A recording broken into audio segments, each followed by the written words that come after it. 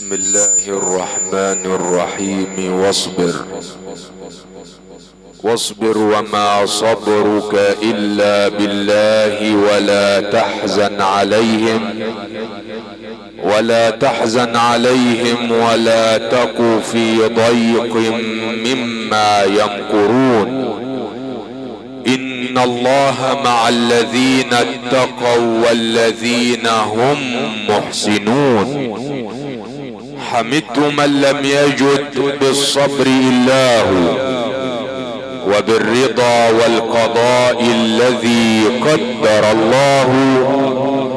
وقلت للنفس قولا ليس تأباه: يا نفس صبرا على ما قدر الله، وسلمي تسلمي فإن الحاكم الله. يا رب ما مسني قدر بكره أو رضا إلا اتخذت به إليك طريقا. أقم البلاء على الرضا مني به، إني عرفتك في البلاء رفيقا. أيها الإخوة المؤمنون، ما زلنا في نور القرآن الكريم. هيا بنا إلى مسك الختام في ليلة وداع الأم الكريمة الراحلة حج فتحية إبراهيم محمد، زوجة الحج متولي شحاتة أبو ضيف رحمة الله عليها. وأقول لأنجالها أستاذ حسني والشيخ أشرف والكابتن محمد: اصبروا واحتسبوا وسلموا الأمر إلى الله، واعلموا أن المنادي نادى عليكم من قبل الله تعالى قائلا لكم: ماتت من كنتم تكرمون من أجلها، فاعملوا صالحا كي تكرموا من أجله. نعم، من أجل الأم يكرم أبناؤها. واعلموا أنكم فقدتم ركنا شديدا في بيتكم، فقدتم العطف والحنان كله، فقدتم دعاء أمكم الذي ليس بينه وبين الله حجاب. فاصبروا على فقد المحبين، فالأم أنقى وأطهر درة فينا. بها لي في الحياة هدى، كم كانت من عطفها وحنانها تسقينا. فاصبروا واحتسبوا وسلموا الأمر إلى الله، فهذه سنة الله فينا، ونحن بقلوب ضارعة ندعو للحج فتحية إبراهيم أن تكون في عليين. يا رب اغفر لها وارحمها وعافها واعف عنها وجاف الأرض عن جنبيها. اللهم أكرم نزلها ووسع مدخلها. اللهم يمن كتابها ويسر حسابها، واجعل قبرها روضة من رياض الجنة، وتقبلها عندك في زمرة الصالحين يا رب العالمين. واربط على قلوب أهلها وذويها، وألهمهم صبرا وسلوانا. يا نعم المولى، يا نعم النصير، يا من بالإجابة جدير يا رب العالمين. آيات مسك الختام مع القارئ الشهير بالختمة المجودة، عيشنا بعد عصر هذه الليلة مع الحواميم مع سورة الدخان، ثم انتقل إلى إحدى الحواميم سورة الجاثية. نسعد به عبر أثير موجات إذاعة القرآن الكريم في فجر يوم السبت القادم إن شاء رب العالمين. هذا القارئ الذي كلما استمعنا إليه قلنا في أنفسنا: عجبا لك يا قلبي، ما لك لا تخشع، والعين حتى لا تبكي ولا يوم تدمع، أما أن كتاب الله يتلى أم أنك لا تسمع. صاحب الاداء الفريد وفي التلاوة مجيد والمتقن لاحكام التلاوة والتجويد، والله على ما اقول شهيد. فضيلة مولانا القارئ الشيخ اسماعيل السيد الطنطاوي، قارئ الاذاعة والتلفزيون المصري وعلم التلاوة المقيم باولاد صقر بمحافظة الشرقية، يتلو علينا لما تيسر له من ايات الذكر الحكيم لتكون مسكا لختام هذه الليلة. فمع ايات مسك الختام وفضيلة القارئ الشيخ اسماعيل الطنطاوي. من الشيطان الرجيم.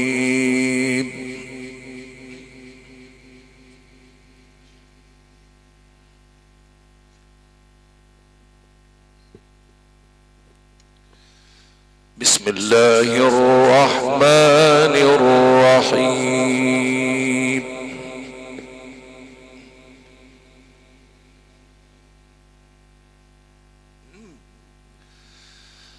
ولله ملك السماوات والأرض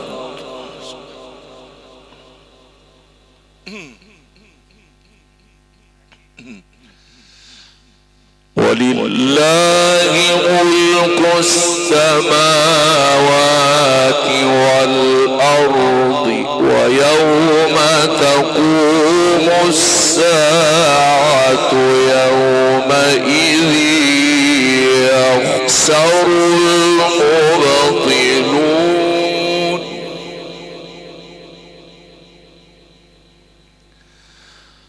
وترى كل أمة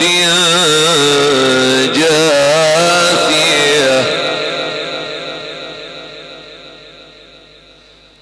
كل أمة تدعى إلى كتابها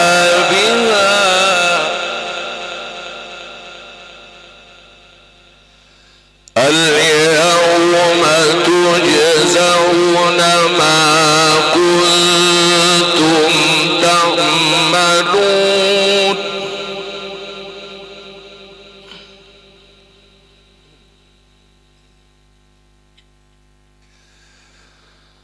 وترى كل أمة جاثية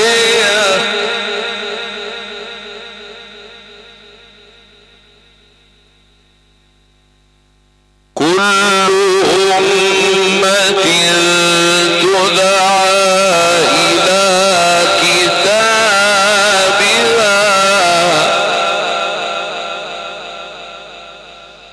اليوم تجزون ما كنتم تعملون.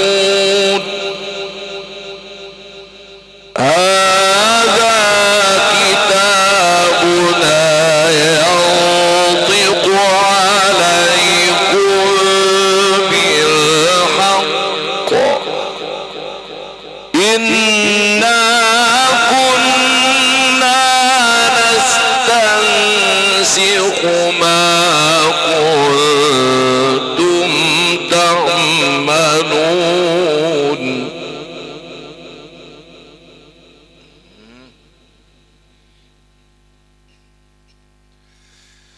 ولله ملك السماوات والأرض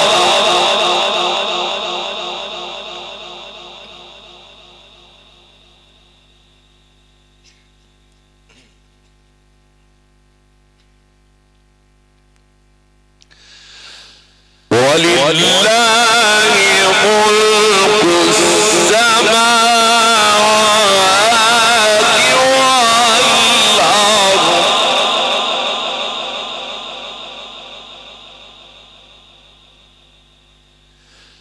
ويوم تقوم الساعة يومئذ يخسر المبطلون.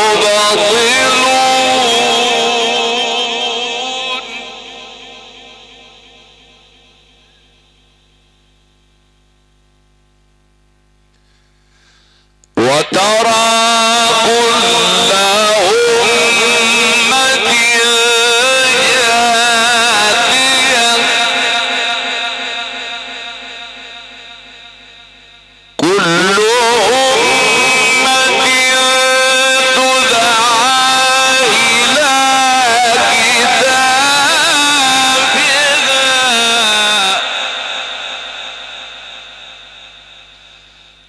اليوم تجزون ما كنتم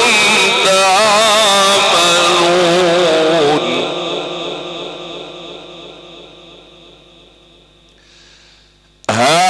هذا كتابنا ينطق عليكم بالحق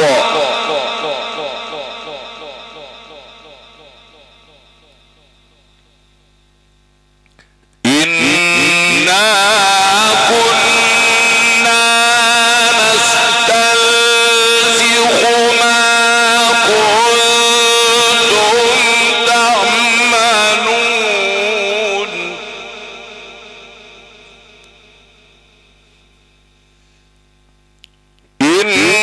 إنا كنا نستنسخ ما كنتم تعملون فأما الذين آمنوا وعملوا الصالحات فيدخلهم ربهم في رحمته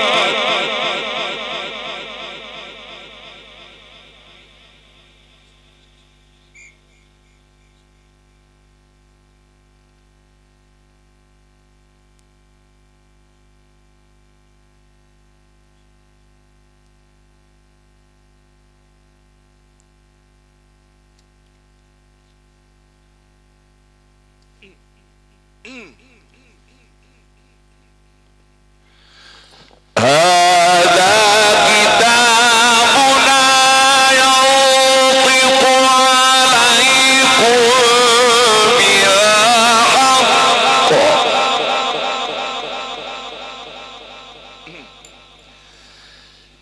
إنا كنا نستنسخ ما كنتم تعملون إنا كنا نستنسخ ما كنتم تعملون فأما الذين آمنوا وعملوا الصالحات فيدخلهم ربهم في رحمته ذلك هو الفوز المبين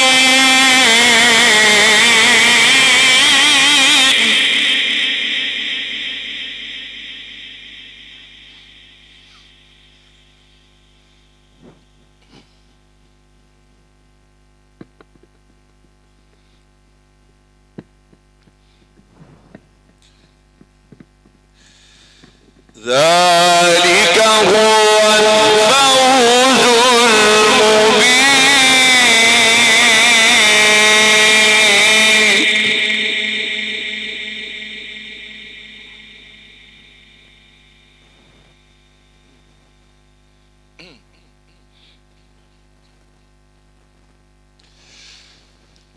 فأما الذين آمنوا وعملوا الصالحات فيدخلهم ربهم في رحمته ذلك هو الفوز المبين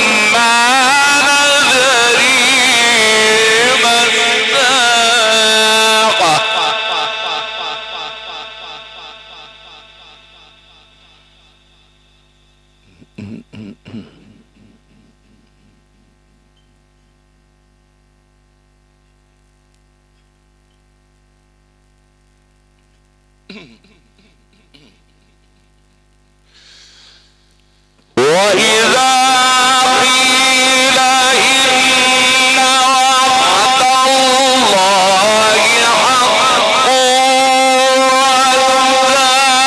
والساعة لا ريب فيها قلتم ما ندري ما الساعة إن نظن إلا ظنا وما نحن بمستيقنين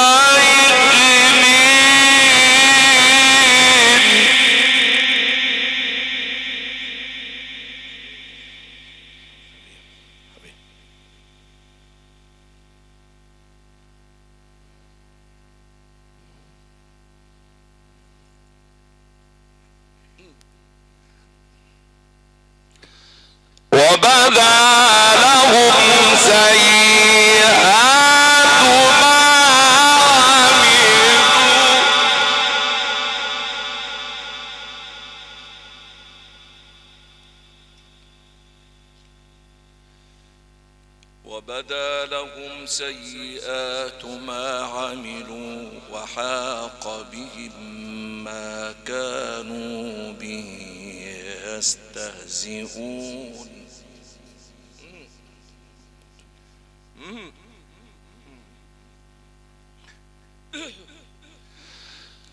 وبدا لهم سيئات ما عملوا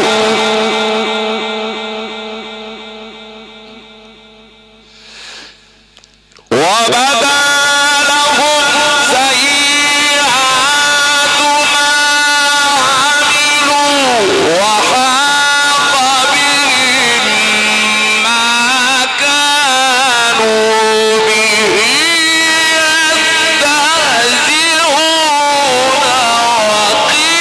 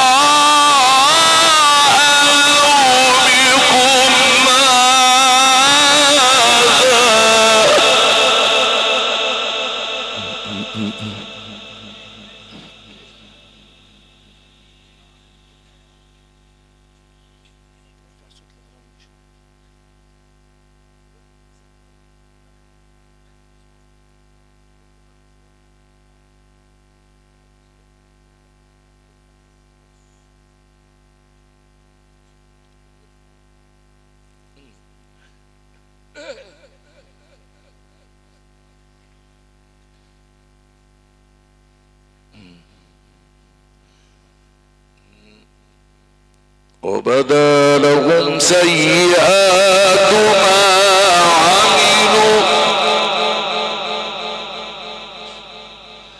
وحاق بهم ما كانوا به يستهزئون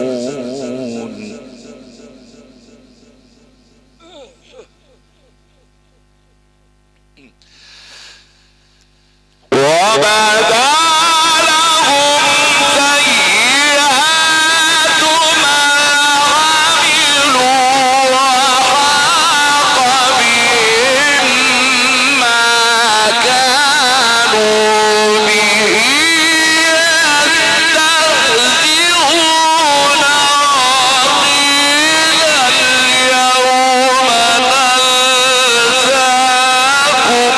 كما نسيتم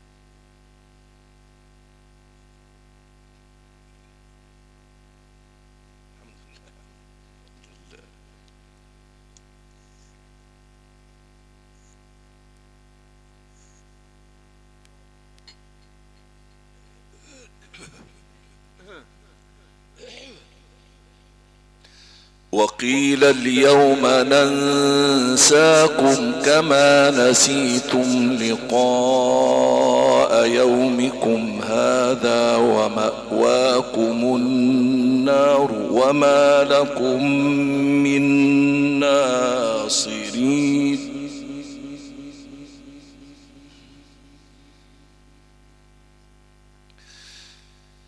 ذلكم بأنكم اتخذتم آيات الله هزوا وغرتكم الحياة الدنيا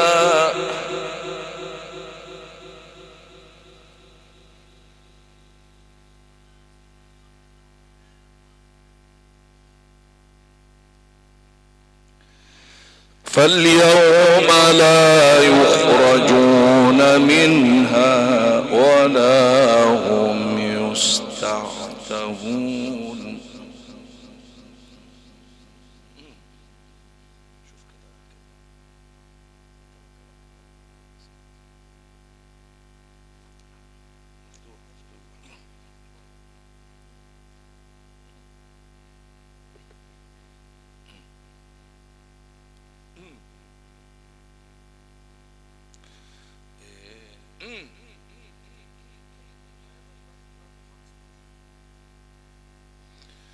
فاليوم لا يخرجون منها ولا هم يستعتبون.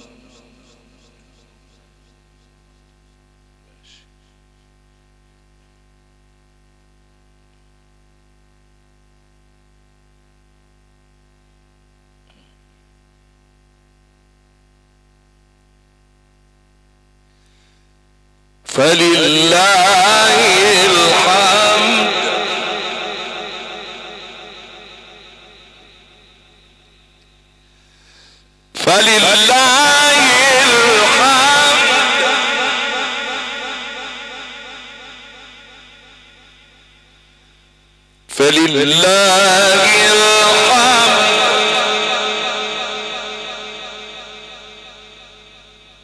فلله الحمد رب السماوات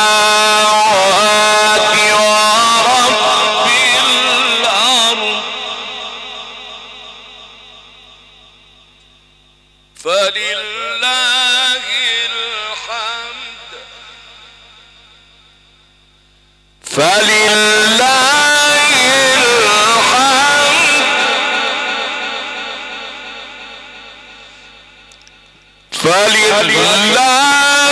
الحمد رب السماوات ورب الأرض رب العالمين وله الكبرياء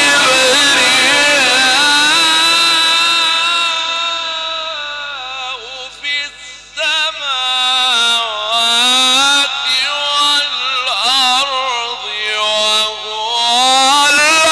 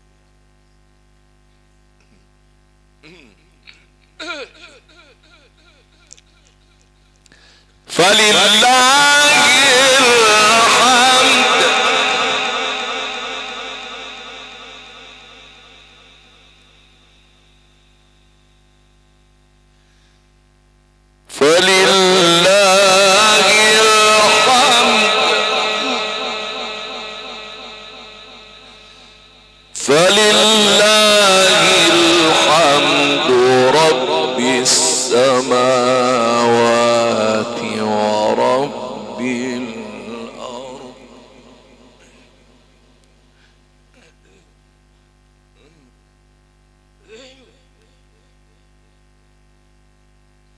فلله الحمد رب السماوات ورب الأرض رب العالمين،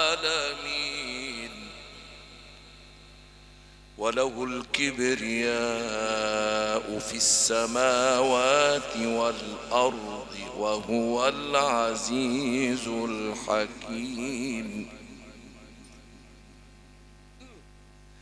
فلله الحمد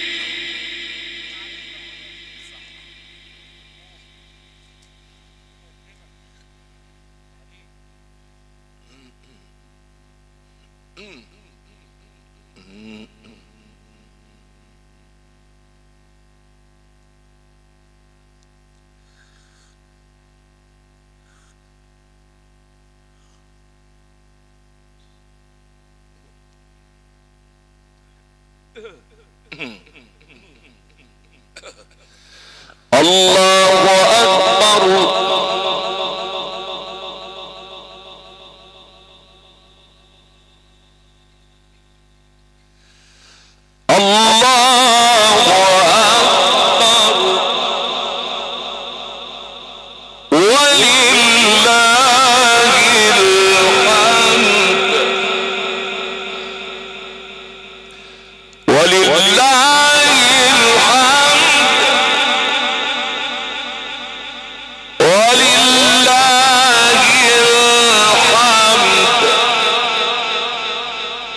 بسم الله الرحمن الرحيم.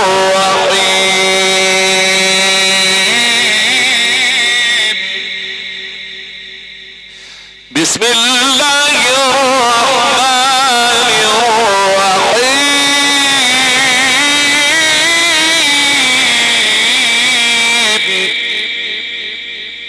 إذا زلزلت الأرض زلزالها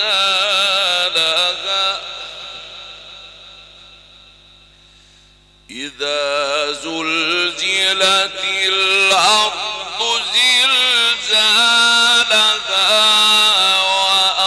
وأخرجت الأرض أثقالها وقال الإنسان ما لها يومئذ تحدث أخبارها يومئذ تحدث أخبارها بأن ربك أوحى لها.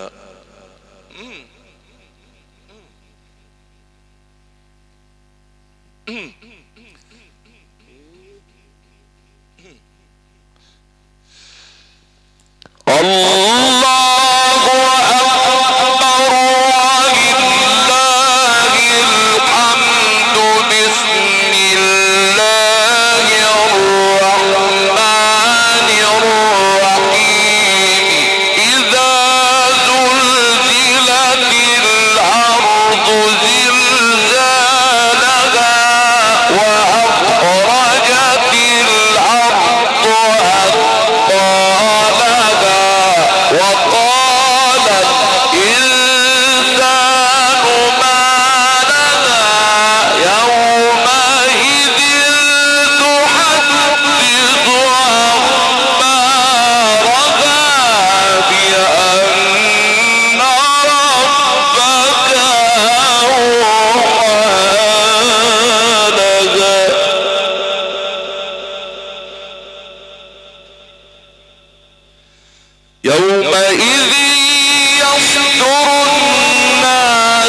أشتاتا ليروا أعمالهم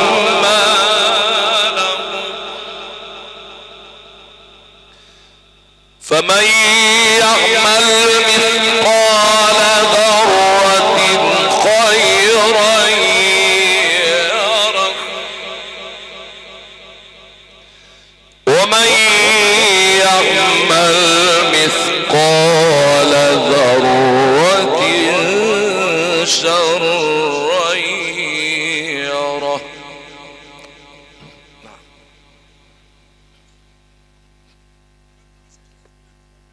يا رب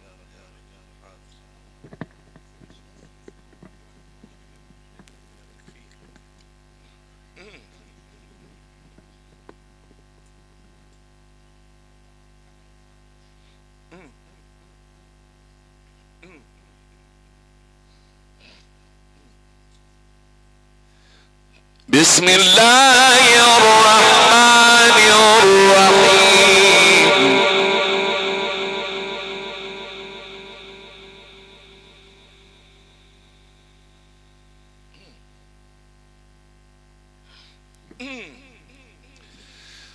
بسم الله الرحمن الرحيم.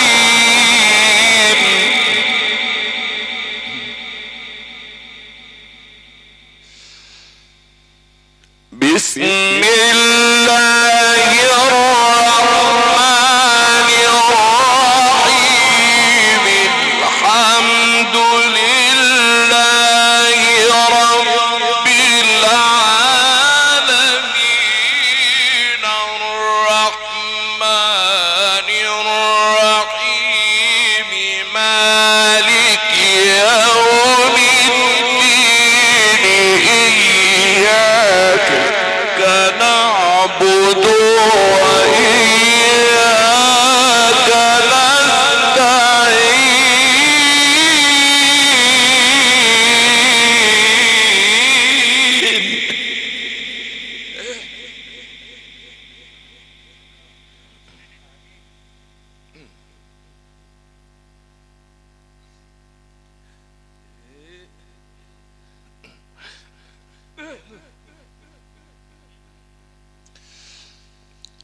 بسم الله الرحمن الرحيم. الحمد لله رب العالمين الرحمن الرحيم مالك يوم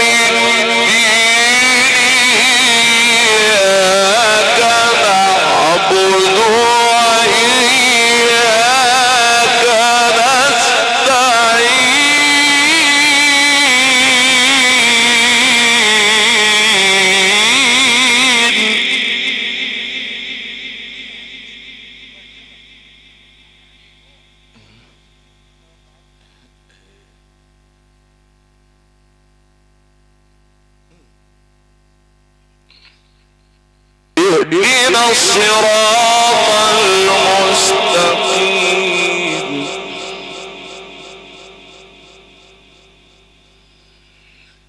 اهدنا الصراط المستقيم صراط الذين أنعمت عليهم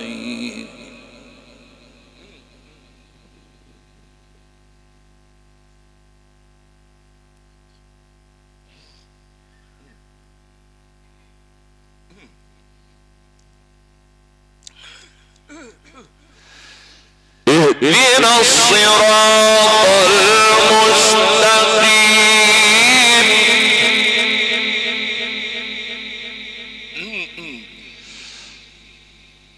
صراط الذين أنعمت عليهم غير المغضوب عليهم ولا الضالين.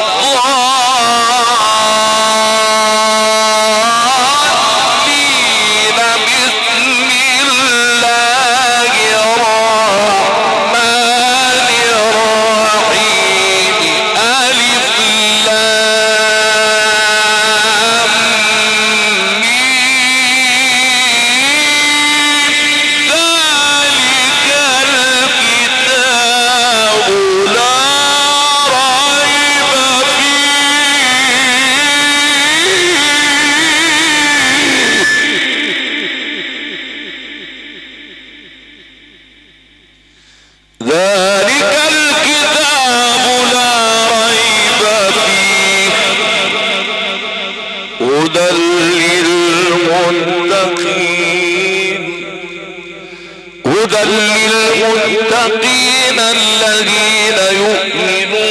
بالغيب ويقيمون الصلاة ومما رزقناهم ينفقون والذين يؤمنون بما أنزل إليك وما أنزل من قبلك وبالآخرة هم يوقنون أولئك على هدى من ربهم وأولئك هم المفلحون. صدق الله العظيم. الفاتحة.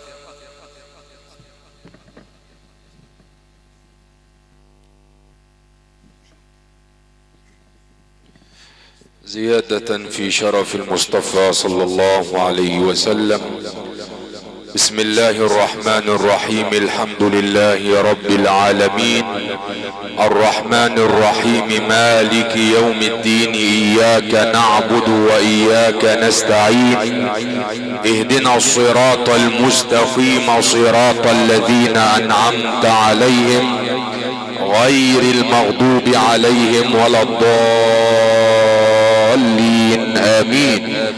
اللهم اجعل ثواب الفاتحة وثواب ما قرأناه ونور ما تلوناه إلى روح المصطفى صلى الله عليه وسلم وآل بيته الأطهار، وإلى روح الأم الكريمة الراحلة حج فتحية إبراهيم محمد، وإلى أرواح جميع موتانا وموتى المسلمين يا رب العالمين.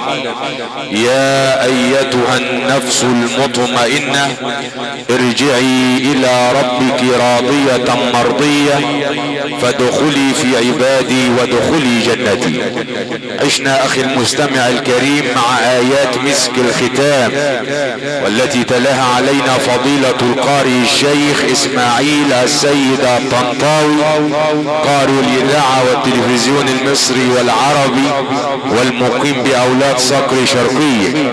شاكرا حضوركم جميعا وعموم مشاركي واجب العزاء كل باسمه وبصفته، اسم عموم أسرة الأم الكريمة الراحلة، اسم الحج متولي شحاتة أبو ضيف، استاذ حسني متولي، الشيخ أشرف متولي، كابتن محمد متولي، فضيلة الشيخ محمد عطية أبو ضيف، فضيلة الشيخ أسامة محمد علي، استاذ عاطف محمد جمعة، عموم آل ضيف وآل الرفاعي وأصحاب النسب والصهر بهم.